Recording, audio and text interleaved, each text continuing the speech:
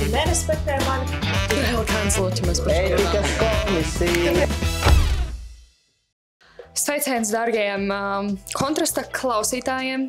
Šodien mēs esam gandrīz ierastajā vietā, kur pārsvarā diezgan daudz epizodes notiek ierakstītas.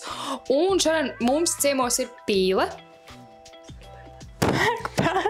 Nē, Pīle saka, ne jau Ance. Pīle saka pēk. Mums Tā bija klubs- Pīle. Jā, mums ir klubs māja prezidenta Ants Malkal. Čau! Un Jākabs Dzenītis, kurš ir klubs māja viceprezidents iekšlietās. Pēk. Kontrasta vadītājs Sintī Beitā. Un ētikas Ar komisijas jautājumu locekle. Es actually gribēju šo sākt arī ierakstīt, ko es smējieties. Nē, nu, ieraksts ir gatavs, maucam. Jūs zināt mūsu amatus, tagad runāsim par lietu. Jā, kāda bija tēma? Vai mums ir jāsarauc par visu, kas notiek pasaulē? Pēk. Jā, Šī ir sarežģīta tēma, manuprāt, jo, nu, labi, nē, man šķiet, šī ir diezgan vienkārša tēma. Ja ir vārds viss, par visu jāsatraucas, nē, par visu nevajag satraukties. Man nav jāsatraucas par to, ka šodien ārā Polijā ir varavīksne. Par to nav jāsatraucas. Vai man ir jāsarauc par to, ka ir karš Izrēlā? Paga, es runāju par varavīksni Polijā, un tu runā. Mēs runājam par visu. Pilnīgi visu, par visu nav jāstrauc. Vai tev ir jāsarauc par varavīksnā? Jā, nav. Parasti jau satrauc. Nu, es saku nē. Tā kā par vārdu visu nav jāsatrauc. Labi, tu aizgāji tajā filozofiskajā, jā. Nē, es vienkārši runāju par vārdu definīciju. nē, nu jā, Bet- loģiski, nu tā kā par visiem 7 biljoniem iedzīvotājiem mums nevajadzētu Un uztraukties. te mēs jau esam sākuši saprast, ka kaut kur ir un mēs zinām arī par to, ka par kaut ko ir jāsatraucas. Un ir jāsatrauc par to, kāpēc Ance ir Pīle, piemēram. Vai tiešām? Jā. Un redz, šeit mēs esam nonākuši pie atklājuma. Ir kaut kas, par ko ir jāstrauc, un kaut kas, par ko nav. Un tagad mums jāsaprot, tā kā kaut kur jānoliek tā viduslīnija. Nu, es teiktu, ka mums ir jāstrauc par visu, par ko raksta ziņās. Jo tur parasti raksta par tādām lietām, kuras viss satrauc. Piemēram, jo man personīgi, jo tas bija vienkārši tāds random teikums, bet mums ir jāstrauc par globāliem notikumiem, par kaut kādiem konfliktiem, bet kur par to visu tu vari uzzināt? Delfi.lv vai ziņas, skaņu. Epizode sponsorē Delfi. Nē. Nē, bet pēc tādas loģikas, un teorētiski kaut kādos ziņu portālos jau raksta, jā, ir jāsaprot, kurš ir tā kā labs ziņu portāls. Bet tur raksta par lietām, par kurām mums vajadzētu zināt un satraukties. Tas ir vienkāršākais variants. Tas ir ļoti vienkāršot. Es atkal gribētu oponēt, ja es drīkstu.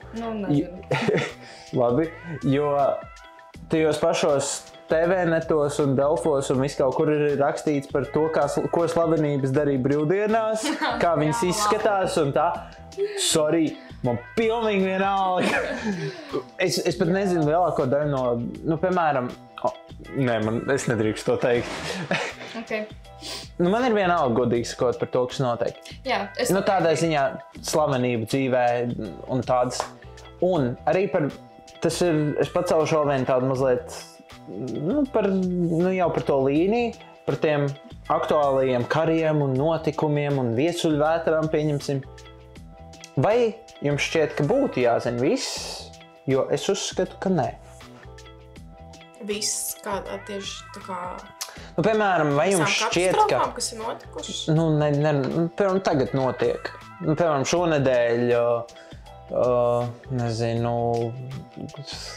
Lesutu noslaucīja kaut kādas 50 mājas viesuļvētra. Vai jums šķiet, ka jums par to būtu jāzina? Man liekas, ka nē. Arī, jo, ja cilvēks konstanti ir tāds apkrauts ar ļoti daudz negatīvu, stresainu informāciju, tas ļoti sāk ietekmēt pašu individu dzīvi. Un ir jāinteresēs par lietām, ir jāsako līdz kaut kādiem jaunumiem, ziņām, jālasa ziņas, jāskatās, panorāma vakarā, jāklausās radio, bet tajā pašā laikā ir jāmāk arī pašam individuāli novilkt tā robeža, cik ir tas daudz, cik es varu uzņemt informāciju, jo es, piemēram, zinu, ir cilvēki, kas pēc Covid laika vispār vairāk nelasa ziņas, jo viņiem bijusi tik ļoti tāda informācijas tāds pārplūdums viņu dzīvēs, ka viņi nav spējuši apstrādāt un viņi ir ieslīguši milzīgās depresijās, jo visu laiku nāk tās sliktās ziņas. Katru rītu tev atnāca ziņa par to, cik ir saslimuši, cik ir nomiruši cilvēki. Nu, tas var būt emocionāli ļoti smagi. Jā. Tev kaut kas papildinājums? Es aizdomājos par to, ko es pēdējā laikā lasīju ziņās. Redz, bet ir arī atkal ir svarīgi tas, ka tu, piemēram, esi lietas kursā par to, kas notiek kaut kur. Nu, piemēram, mēs nezinām par Esvatīni, es nezinu, vai Esvatīni bija viesuļvētra, bet... Jā, es pieņemu, ka nav bijusi. Dezinformācija. Sorry, tas nav speciāli, tas ir piemērs. Bet, piemēram, mēs ļoti daudz runājam par Izraēlas kāru. Un kāpēc tas ir aktuāli? Nu, piemēram, Lesotho 50 mājas noslaucītas, nu, tas arī ir daudz, nezinu, nomirt, cik tur cilvēki. Bet Izraēlas karš un teorētiski Izraēla ir tālu, es tur nekad neesmu bijis. Latviešu tur ir maz, kāpēc man tas būtu jāinteresējas? Nē, nu, tu salīdzini šobrīd vienu tā kā ongoing lietu ar to, kas tā kā noticis pusstundā un jau ir pagājis. Karš nav beidzies Izraēlā. Katastrofa kaut kādā konkrētā lokācijā ir beigusies. Jā, iespējams, nevajadzētu tā, ka visa pasaulē neinteresē tās iespējams. Noteikti ir cilvēki, kur, piemēram, iesaistās un aizsūta kaut kā, nezinu, palīdz tām cilvēki, kas ir cietuši tajās tornādo, tur tajā viesuļvētras postījumos. Bet, karš ir lieta, kas ir ongoing šobrīd vēl. Un karš nav beidzies. Okay. Un arī, jāatceras tas, ka, labi, izņemot sabiedriskos mēdījus, bet mēdīji ir savā ziņā biznesa. Pelnu uz klikšķiem, uz skatījumiem un tā. Un mēdīji raksta par to, kas ir aktuāli konkrētai sabiedrībai. Diez vai mums būs aktuāli par viesuļvētru kaut kādā attālā pasaules stūrī, kuras nosaukumu varbūt pat lielākā daļa Latvijas iedzīvotāji nezina un nekad nav dzirdējuši par tādu vietu. Un tad, attiecīgi, piemēram, mēs jau varam redzēt arī to, ka ziņas par Ukrainu paliek aizvien mazāk. Ka vairs nav katru dienu tādi tik daudz tie jaunumi, tik daudz visādi, kā agrāk rādīja katru dienu, vismaz, kur ir fronts līnija, kur ir kas un kas. To vairs tik ļoti neuzsver. Ok, bet tad kāpēc cilvēkiem interesē Izraēlu? Jo tu teici, ka tas ir biznes, viņi par to raksta, jo cilvēkiem tas interesē. Bet kāpēc? Tas ir atkal kaut kas jauns, kas ir noticis pasaulē, kas ir izraisījis milzu tādu sašutumu vētru, milzu traģēdiju, un cilvēki kaut kādā ziņā pavalks. Tas ir otrais karš, kurš ir noticis pēdējo gadu laikā. Redz, kari notiek visu laiku. Jā. Un tā ir tā lieta, mēs, piemēram, par Afganistānas, Kalnu-Karabahu, par to ziņās, es teicu Afganistānu, par to cilvēki vispār nav informēti. Un tas notiek, un tas tā kā arī ir. Arī traki, jā. Un cilvēki par to nerunā. Bet Izraēla, tas ir tagad sulīga tēma, par ko visiem ir jārunā. Un es izmantoju tādu ērtu piemēru, bet tā ir. Un tas ir ļoti interesanti. Un, piemēram, man šķiet, ka par Kalnu-Karabahu cilvēki runātu vairāk, ja viņi zinātu par to. Un ziņas to nepacēla kaut kāda iemesla dēļ. Tad nav tā, ka Izraēlā ir vairāk, piemēram, latviešu? Tajā otrajā vietā? Nē, mans minējums būtu, ka tas ir politisks gājiens. Jā, es arī kaut kādā ziņā piekrītu, ar to ielikt savas politiskās zināšanas. Droši. To, ka tā skatoties vispār arī no Latvijas tādām politiskajām nostājām vai attiecībām, piemēram, ar Izraēlu, ar Ukrainu, tās ir bijušas daudz ciešākas. Labi, es Nē, es neko neteikšu, tev jāgriež ārā, tāpēc, ka es nezinu, vai tā ir taisnība. Pa lielam jau tā ir. Labi, es nezinu. Es arī nezinu par oficiālām nostājām, bet tā ir. Latvija vairāk ziņās un visu kaut kur atbalstīs sabiedrotos un vairāk nomalnos savus oponentus vai vienkārši par to nerunās. Sorry, bet man šķiet arī mums tiek barota kaut kādā ziņā Ukrainas propaganda. Tā nav spēcīga, bet mēs dzirdam Ukrainas uzvaras un ļoti maz dzirdam Krievijas uzvaras. Karš vienmēr ir propaganda. Tieši tā. Un cilvēki ļoti reti par to aizmirst. Nē, ļoti reti atcerās to. Jā, un labi, tas nav nekas traks, bet mēs nezinām, kas tur notiek. Mums it kā saka vienu, kas tur notiek realitātē. who knows? Nu, un arī, protams, nemaz nevar pateikt visu, kas notiek karā, jo tā ir slepena informācija. Nu, Jā. Tā kā tu nevari teikt konkrēti arī, piemēram, bija tās runas, ka bija izlaisti tie kritušie skaiti, nu, cik ir vienā pusē, cik ir otrā pusē. Man liekas, tas bija izlaists no Ukrainas puses šie dati. Un nu, loģiski arī viņi neteiks to, ka viņiem ir tā kā milzīgi skaits kritušo, jo tas vienkārši mazinās arī to viņu iedzīvotāju vēlmi cīnīties tālāk, ka viņi redzēs, jā, mēs uzvaram, mums ir mazāk kritušie, mums ir mazāki ievainotie, Krievijas pusē ir vairāk, nezinu, tur iznīcinās tehnikas, vairāk kritušie. Mēs varam uzvarēt, mēs varam tā kā turpināt cīnīties, līdz viņi vispār ir projām no mūsu zemes. Nu, tas ir arī tāda savu veidu motivācijas programma, kā tu motivē cilvēkus nepadoties un neaizmirst par karu.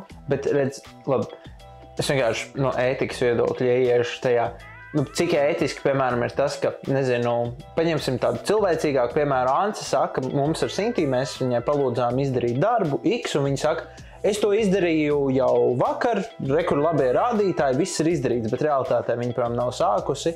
Es runāju par tā kā rādītāju... Bet karš nav ētisks. Es rakstīšu, kurš dara par karu un taisnīgu karu. Es ļoti daudz esmu pētījis šajā jautājumā. Redz, ir vienkārši jautājums, vai ir ok melot saviem sabiedrotajiem un iedzīvotājiem par rādītājiem. Iedomāsimies, tiešām visi tiek Ukraiņi izkauti, tur praktiski neviens vairs necīnās, visi tanki ir sagrauti, un viņi saka, viss ir kārtībā, Krievs mēs esam uzvarējuši. Bet tu jau nezini, varbūt tā kā valdībām tiek nodota tā kā slepena informācija ar patiesiem skaitļiem un vienkārši tā safabricētā informācija tiek nodota sabiedrībai, lai uzturētu to sabiedrības vēlmi atbalstīt. Varbūt, bet tad tas jau ir vispār, man šķiet, diezgan tā. Kara likumi. Kara likumi? Ir par informācijas? Nē. Es nezinu. Labi. Tas vienkārši tā kā... Jā. Redz, tas ir... Labi, atgriežoties pie mūsu tēmas, kas ir par informāciju, vai viss ir svarīgi? Vēl viens, mans redzējums par to, vai viss ir svarīgi, protams, nē, bet man šķiet, katram cilvēkam ir svarīgi sekot līdzi tam, kas viņam ir svarīgs. Piemēram. Punkts, jā. Labi. Kas tev ir svarīgi? Man ir svarīgi, kas notiek Latvijas politikā. To es lasu ziņās, jo man šķiet, jo es esmu tieši sasniegus vecumu, kur es sāku tā kā arī vēlēt, un es varu iet uz vēlēšanām. Un man ir svarīgi zināt nevis tikai mēnesi pirms vēlēšanām, kas notiek Latvijā, bet visus šos 4 gadus starpā. Tā kā tas man interesē. Un vēl arī kaut kādas globālās lietas par, nezinu, par klimata tēmas. Piemēram, es braucu šonadēļ. Šonadēļ braucu uz Itāliju. Un Itālijā tur nesen bija migranti, Itālijā tur arī par kaut kādu vulkānu izvirdumu, kaut kādu brīdinājumu. Tāpēc ir labi interesēties, kas notiek arī pasaulē. Man personīgi tāpēc arī tas interesē, jo zinu, ka kaut kad dzīvē man nāksies reizēm varbūt uz turieni aizdoties. Un tāpēc kaut kādā mērā, labi sekot līdzi. Tas ir tas, kas man interesē visvairāk. Jā, tu vēlēs pateikt? Ok. Tev neinteresē nekas? Nē. Ok. Redz, man šķiet, tas ir ļoti individuāli. Piemēram, es uzaugu, nezinu, teiksim, vecumniekos. Plus mīnus, es negribu precīzi pateikt. Lūdzu, pasaka precīzi. Nē, tas ir konfidenciāli. Un man, ja vecumniekos kaut kas notiek, man tas būs daudz aktuālāk nekā jums. Jā, tas pats par Madonu. Tieši tā. Jā, jūs nodevāt pa taisno, kur jūs dokurenci jūs esat. Gan jau, kas esmu kaut kur teicis to. Madona viņa Elgava liels pilsētas. Jā, reāli ierakstīs man vārdu, jūs varat redzēt Madona. Fine.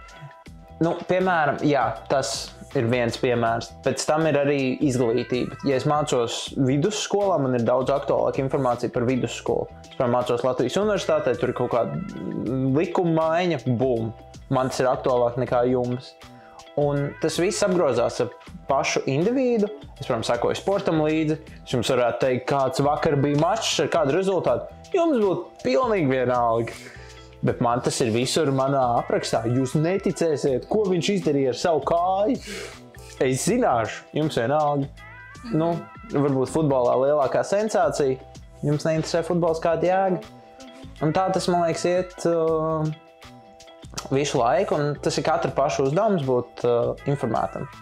Es domāju, būtu interesanti tāds TikTok veidīgi, kind of jau kaut kas tāds ir ar X platformu, jau, bet tas pats, ka vienkārši tu kaut kā vari izfiltrēt to, kas tev ir svarīgs. Piemēram, tā pati Latvijas universitāte, tur vecumnieki, vēl kaut kas, un tad tu tā kā, viņš kaut kā ar atslēgas vārdiem izfiltrē tev tagad tikai tās ziņas, piemēram, kad nevis tu uztver.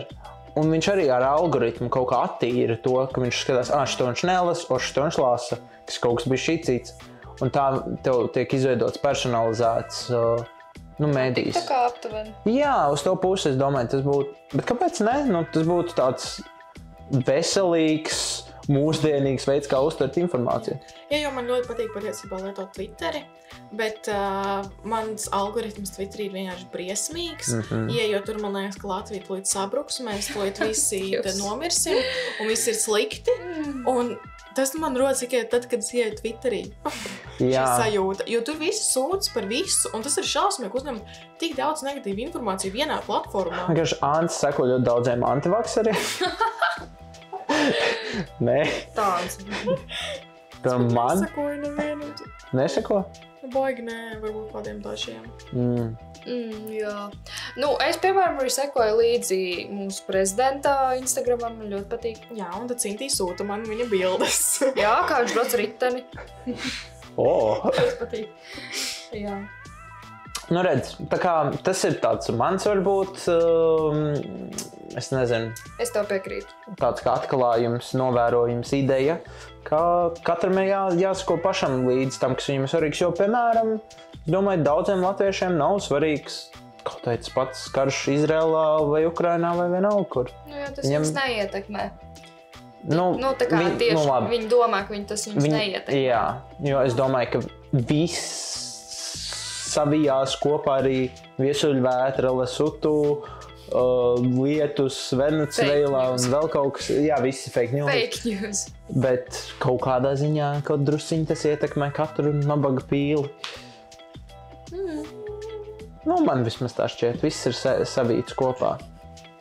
Kā jums šķiet, kā cilvēkam, kurš, piemēram, ir jaunietis, kurš saprot, man tagad ir jāinteresējas, es gribu sākt interesēties par to, kas notiek pasaulē, kā viņam vislabāk izfiltrēt to informāciju, jo informācijas tiešām mūsdienās ir ļoti daudz un ļoti dažādi. Tu vari iegūt informāciju no TikTokiem, no tajā pašā Twitterī sēžot, Facebookā, LSMā un vēl visur kaut kur citur. Un informācija bieži vien būs dažādi viedokļi. Un tas, kā tā informācija tiek izklāstīta. Kā vislabāk izfiltrēt un neapjukt un nenobaidīties no tās informācijas? Par filtrēšanu viens ir, pirmkārt, saprast, te ir daudz, ko es varu piebilst. Viens ir izfiltrēt, saprotot, kādā mēdījā tu lasi, jo, ir uzticamāki un mazāk uzticami. Kā tu to var zināt, kurš ir mazāk uzticams? Paprasīja kādam cilvēkam, ko tu uzskati par gudru. Labi, es varu nosaukt tādus Latvijā populārākos, kuri ir salīdzinoši uzticami. Es tā, mans subjektīvais, laikam, viedoklis. Tas ir TVNets, Delfi, LSM, Leta. Un, protams, ir jautājums arī, ko konkrēti tu gribi, jo ir daudzi, kas raksta paši par savu jautājumu. Piemēram, ja tev interesē kaut kas notiek Saeimā, ej uz Saeimas oficiālo mājaslapu, tur būs salīdzinoši uzticama informācija. Ja tu par kaut ko nezinu, varbūt uzhakots kāds. Tu nekad nezini Saeimas propagandu. Jā, uzrunāt sev ar visiem deepfakeiem vairs neko nevar zināt. Tieši tā, deepfakeos visu Saeimas sēdi. Jā, ja tu meklē informāciju par kaut kādiem likumiem, kaut kādām tādām liekam, likumi.lv. Tieši tā. Vai izm.gov, tās viss saitīts. Jā, ir ļoti grūti būt... Cerams.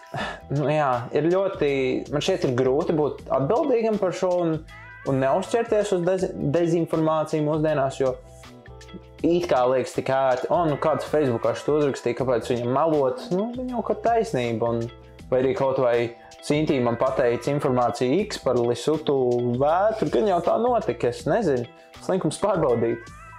Tas ir viens, un otrs ir pati kritiskā domāšana cilvēkam, padomā realistiski. Lesotu ir valsts, kur ir 1000 metrus virs jūras līmeņa, vienīgā tur augstā valsts Āfrikā. Vai realistiski tur būs baigās viesuļvētras, visticamākais, ka kalnos baigi nē. Tur vēl kaut ko var paskatīties, un tad vienkārši papēt citus resursus. Tas ir viens. Un kā vispār sākt šīs lietas skatīties, čekot, ir ļoti dažādi.